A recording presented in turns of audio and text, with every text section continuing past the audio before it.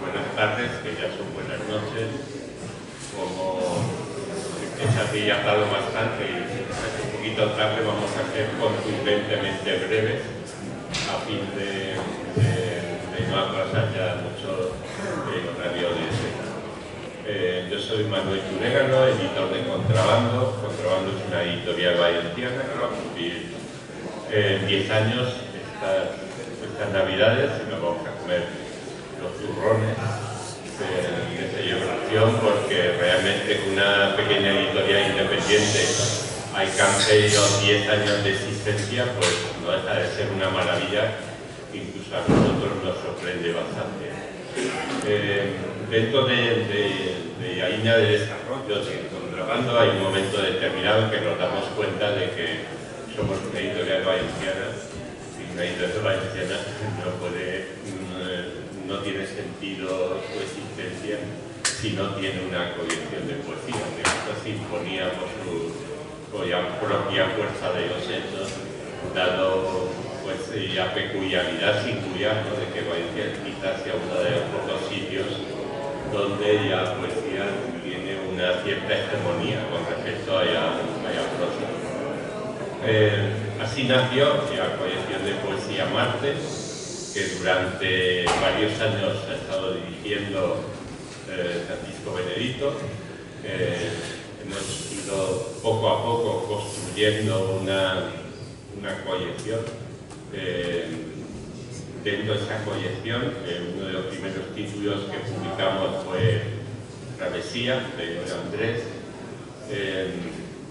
Lo publicamos de alguna manera ya con la idea de darle a la colección de poesía que llamamos Marte, para de alguna manera marcar un objetivo diferente y distinto y nuevo al que hacer poético, que la poesía, como sabéis, siempre ha sido muy lunática, muy de la luna, muy de Perito y Luna, pero creo que estamos en otros tiempos y venía bien como marcar otro objetivo, un objetivo quizás más incierto, como es el de Marte, que es ahora mismo, en cierto modo, el que está moviendo todo el mundo este en el que estamos, ¿no?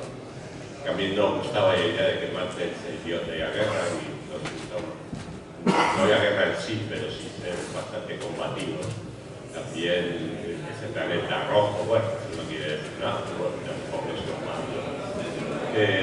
Dentro de esa colección ya digo que uno de los primeros títulos que apareció fue Travesía, y ahí ya nos fuimos dando cuenta de que realmente queríamos ser, sí, una colección de poesía, pero también una colección de poesía que apostara por cosas que no eran, pues bueno, lo que convencionalmente domina el mundo de la poesía española, que todos sabemos por qué ramas discurre, sino que también fuera capaz de ahondarse, meterse en otros pozos más hondos, más duros, más difíciles, ¿no? Y realmente fue una apuesta radical y sorprendente, porque este libro de poesía que salió hace 6 años, pues va por su tercera edición.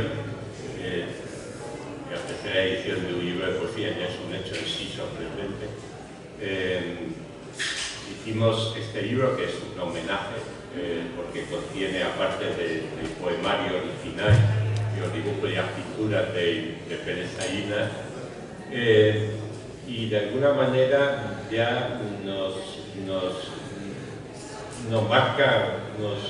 ha venido marcando un camino que ahora se ha acentuado por el hecho de que la propia Goya ha pasado a hacerse cargo de la dirección de la colección de poesía a partir de este verano. Tras la publicación de este libro, de uno, que es el que venimos a verlo de aquí, de que ella nos va a contar y nos va a leer de qué va, de qué se trata, se acentúa, creo yo, aún más la apuesta por un tipo de poesía poco nada convencional, un tipo de poesía exigente, un tipo de poesía que nos plantea quizá más preguntas que respuestas, una poesía que surge de un trabajo intenso, de un esfuerzo grande de cavar, de buscar en el pozo y las palabras para contar o decir o tramar o poetizar lo que se quiere, o lo que no se sabe que se quiere decir, pero se quiere decir, que hay que encontrar el lenguaje para conseguir decirlo, ¿no? Yo creo que de uno lleva un camino también muy parecido a la travesía. Esta no es la presentación oficial del libro, que ya haremos en enero, pero pues ya he estado diciendo que probablemente será la primera vez que hagamos una presentación con la segunda edición, porque de la primera edición apenas si nos quedan unos pocos libros y todavía no hemos presentado. Y hoy Andrés es una poeta, yo creo que muy querida, muy herida, a pesar de la dificultad o a pesar de los rasgos peculiares de su quehacer poético, y muy buscada cada vez más. Yo digo porque en la editorial recibimos constantemente ya peticiones de libros desde muchos sitios, y digamos, ya no es la poeta de los amigos que estáis aquí, sino una poeta mucho mayor, una poeta que va a jugar un papel, yo creo que bastante destacado, me parece, en el mundo poético español de los últimos años, y espero que también sea una maravillosa y diligente directora de la colección Marte de Poesía. Gracias.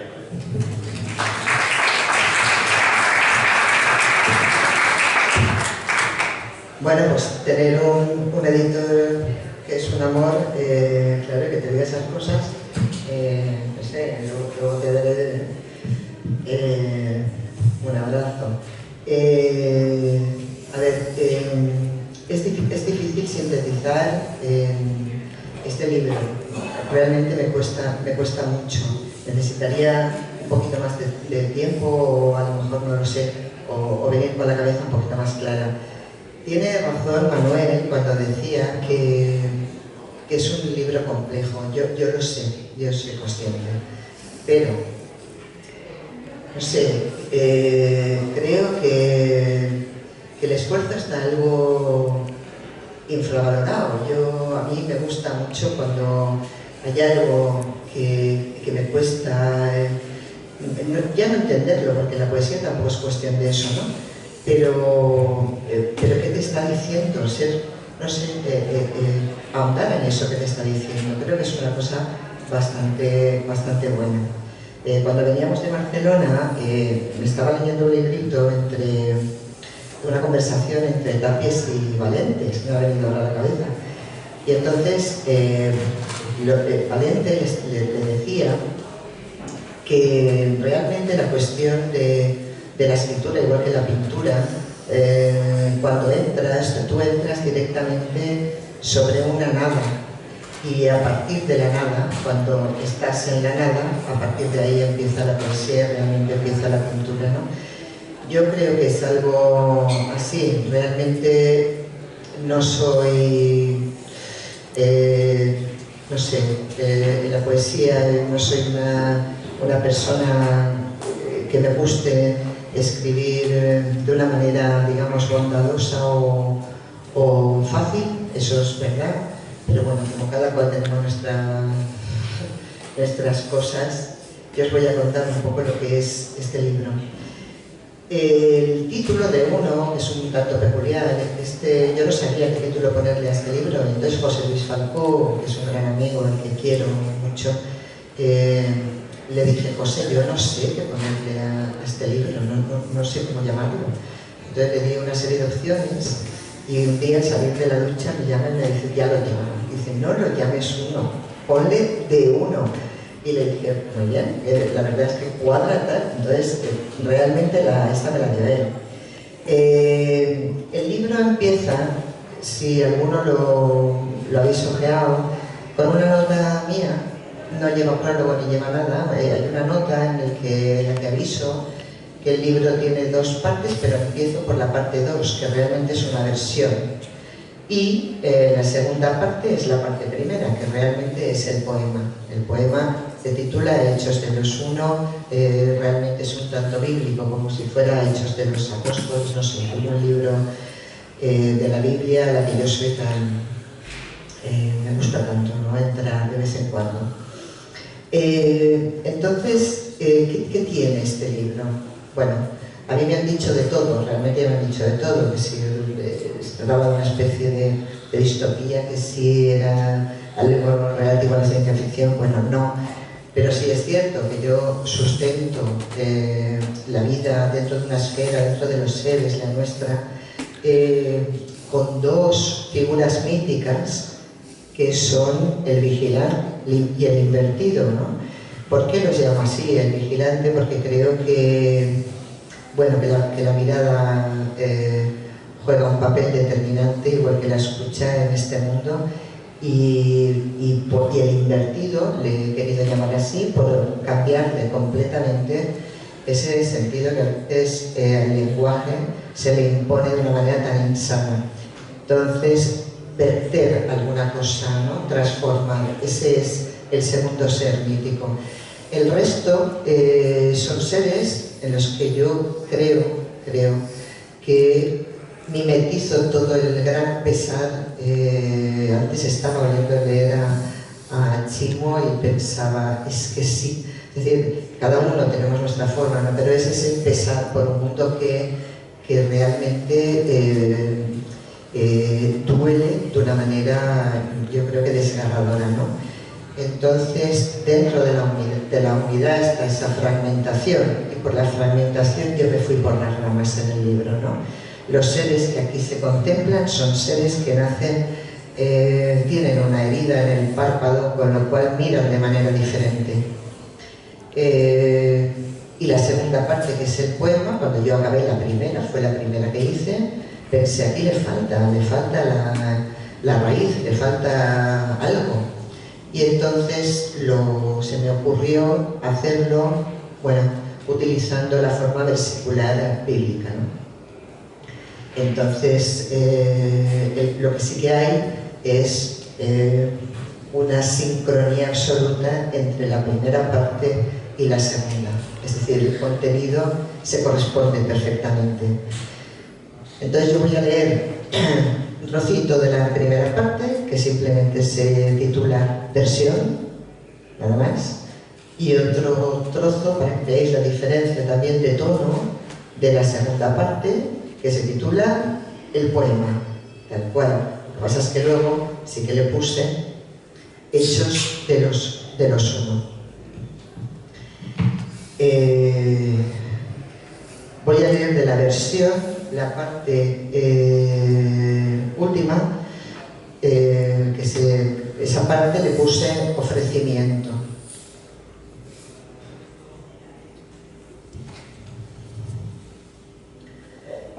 Es un látigo el pulso, las maneras de abrir, me colma abrirme, noto lo extraordinario, los pies muy ágiles, motores soy veloz. A lomos de los trozos de los que reverberan, los que entonan bajo las estaciones, pocas plegarias, pocas argucias han de ser las precisas, con tiento suplicar no perfora, no hunde, así se desaloja, se comprende la espera, detrás donde la nuca se desata el rumbo y ya iniciado, sabré con qué esperanza. Este momento, después, ya será otro, el devenir, aún no abrasado, retuerce lo que digo, soporto escalofríos, gota, celebración, orgullo, para tan corto aliento, por tan poca eficacia, uno no sabe qué tener en la boca. ¿Qué puede abrir un gesto? La pregunta hecha por uno vino a ser congregación, puesto que las miradas, respuesta, no moverme, la opción que no genera, el gesto de lo que mi cuerpo da. Seré rueda, pensé, levantaré, hablaré, futuro, ofrecería a esa condición la contumaz, la fuerte, pero sí, yo ofrecería un llanto grande como una explosión que soportara todo despiece, todo impregnado de la estridencia. ¿Qué abre un gesto? No es la pregunta, no debe plantearse así. ¿Qué habrá? Ahora sí, lo expectante. ¿Y dónde? Después de un gesto. ¿Y cuál? Uno no contempla más posibilidad que un buen rastro, por si uno quisiera buscarte y abrazarte en lo casi borrado o en esa casi nada, encenderte otra vez en el despojo, en lo que pudo hacerse, porque ya no hay recuerdo, no hay que volver atrás. Esto que uno piensa es ya vestigio, una entretela lánguida que se adhiere a algo similar a un ahogo. Demasiado acechante la palabra matiz. Tal vez es el duro final, pero entremos en ella. Si existe, a algo alude, significa lo inquieto, la inestabilidad, lo que permuta de vez en vez, la tartamuda esfinge del acto como tal. Pongamos que subvierte los hechos. Qué confianza estando ella, matiz, en qué pilar sostener la conducta, sobre qué plataforma ajustar lo elegido. El riesgo, si me apuras. Uno comprende cuán delicado el juicio. Se diría que hacemos con aliento de nube. Necesito decir por qué un acto se revela esencia.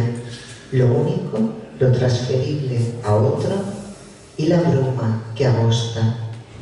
La pesadumbre es tanta, tanta, que prende lo callado, el tuétano que miró, que fue riqueza, sangre de porcelana en las retinas. Hablemos de los restos de la calcinación, de las venas del poro más insignificante. Hagamos raíles pesadizos de voces, pues están, en la víscera están. Llegará lo entrañado, ese linaje solo, esa fractura adentro, aquel silencio después de perforar la diminuta noche vacía, sin destellos. Una estrella no brilla, una estrella muere. Algo tendrá que romperse, uno lo sabe, uno lamenta el trozo que no es pájaro, pero ¿cómo modular el descenso? ¿Cómo desprenderse de un río? Esa ventana es un boquete, alarga el tiempo, se romperán los ojos, sus lugares. ¿Qué florece en la grieta? Venga el fuego y arrase la cobarde corteza, golpear el impulso, hacerse sangre. Vengan las hordas, tú, el sacrificio, él, y se concluya. Y para acabar, un trocito del poema que pertenece a la segunda parte, que es la primera. Este lo titulé La palabra dada. De nuestra voz salimos para que uno entre como respiración, como colmillo en rayo, como lengua de perro, los topos, los cegados, los que hurgamos porque custodiamos los fondos, el pulso de la piedra, su gesto de bozal. Nos habla el que vigila, nos expulsa del habla, no decir nos revienta, los despojos del resto, los casi nada en boca. El que perturba el trozo advierte, ofreced vuestra bulia como cofre de oro, sed pacientes, huid de las insidias que originan palabra. Hay embuste en el alto de vuestras intenciones, hay hiel en vuestras lenguas. Dad a uno lo que fraguó la vida, dad el acto, el es de la sustancia. Entonces horadamos las sienes de los hechos, nuestros ojos caídos en la desolladura, en el pueblo que mora más allá de la sed. Nuestras durmientes soledades se enroscan, nuestro desnudo mata, nuestra mudez enturbia lo que desvelan vientos y tormentas. Una palabra de uno, la palabra de uno sanará nuestras voces. Muchas gracias.